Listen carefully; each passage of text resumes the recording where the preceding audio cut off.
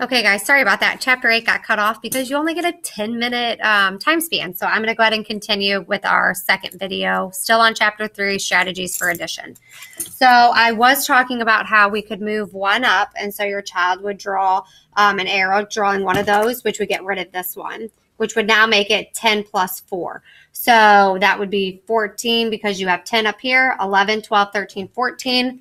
Same thing on our 10 frame. It would be 10, 11, 12, 13, 14. All they did was realize that 9 plus 5, to make a 10, you would move one up. So you now have 10 plus 4, same addition problem, or different addition of problem, but still the same answer.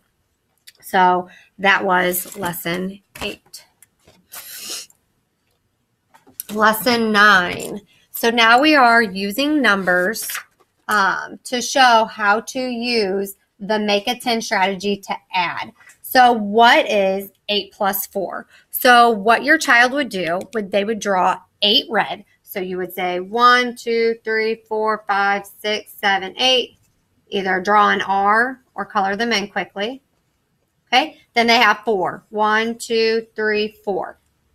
So this would be 8 plus 4, but I know that I need to drag 2 up here. So if I was doing my frame up here, it'd be 8 plus 4, same thing, 8 red, 4 yellow. I have to move 2 up, so now I have 10 plus 2. So they would draw that here. 1, 2, 3, 4, 5, 6, 7, 8, 9, 10. 1, 2, because the other 2 are dragged up here. Color these in so that they can see the difference. Okay, so now we have, you had 8. You took 2 up, and you have 2 left on the bottom. That's how I get 8 plus 2 plus 2. So 8 plus 2 gives us 10, which we drew here. Okay, so that would be the 8 plus 2. I'm sorry, 8 plus 2 is 10. Okay, then we have 2 left over down here, which is what goes there. So 10 plus 2 is 12. Therefore, 8 plus 4 is 12.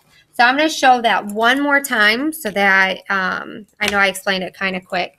So if I had 8 plus 4, okay, this is what we start with, 8 plus 4. So in the first model, that's what they should have drawn. They should have 8 red, so they could either draw an R or color them in. Then they have 4 yellow at the bottom to show 8 plus 4, which is right here. Okay, the second step, step 2, that's where they bring 2 up just to fill up the 10 frame. So they would pull 2 up, which means now they have 2 at the bottom. So when they're writing that in, it would be 8, 1, 2, 3, 4, 5, 6, 7, 8, plus 1, 2. Then they have 2 at the bottom, which would be another 2. 8 plus 2 is 10, plus 2 is 12. So 8 plus 4 would equal 12. Okay, now moving on to lesson 10. This is a very long chapter. Using models to add 3 add-ins. So 5 plus 2 plus 3. So what they could do is first they could add 5 plus 2, which would be 7, plus 3, which would be 10. So 7 plus 3 is 10. Or they could make a double. So they could decide to go ahead and add these 2 numbers, the 2 and the 3. So 5 plus 5 would equal 10. So if I was showing that on counters, I have 3 color counters over here. The first one would be 5. 1, 2, 3, 4, 5. So this would show the first tower, 5. I'll set it up here so you can see it better. The second number would be 2. So I would have 2 other counters. So 2. And then the other would be 3. So the 3 colors represent the 3 add-ins that are being in here. Again, it doesn't matter the order that you add in, you still get the same sum, which goes all the way back from the beginning of chapter 3. So if I had 5 plus 2 and I added the 5 plus the 2 at first, I would just stack these together. So now I would have 1, 2, 3, 4, 5, 6, 7 plus 3. If I put them all together, I now would have 10. Okay. If I was adding the other ones, so I had 5 plus 2 plus 3. If I decided to add the 2 and the 3, then I could just stack these 2 colors together And now I have a doubles, which the kids would get a kick out of. It doesn't always work out that way, but in this example it did. So 5 plus 5 is 10. Quick, easy way to get the answer. There's two ways. Both answers would be correct because both of them show me a way to get 10. But I do want them to be able to realize that it doesn't matter which two add-ins they decide to add. We're still going to end up with the same answer. So they should be able to show me more than one way to add these three add-ins.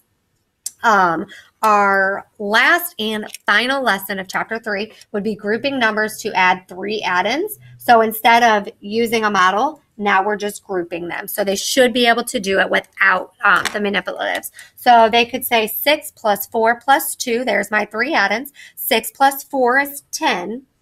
Plus 2 would give me 12. That would be correct. You could also do it the other way where I add the bottom two add-ins. So I could say 6 plus 6 equals 12. Again, I got lucky because it gave me a doubles. Either way, they get the right answer.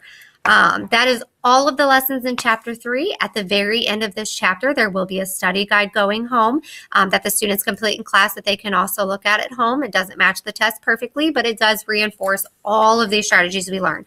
There are 11 lessons in this chapter. That means it's an extremely long chapter, but so far I'm very proud of the progress I'm seeing. The hardest lesson for these kids to learn is definitely the 3 plus 4, or the chapter 3 lesson 4, the doubles plus 1. They just started this today. It does get a little hard for them, and so reinforcing this at home, we'll go over it again tomorrow, but I just wanted you guys to know that there are doubles plus 1 and that they really do struggle with this, but it's so important that they know it because it gets us ready for our adding 3 add-ins at the end of this chapter. So if you guys have any questions, you guys know how to get a hold of me. Thank you.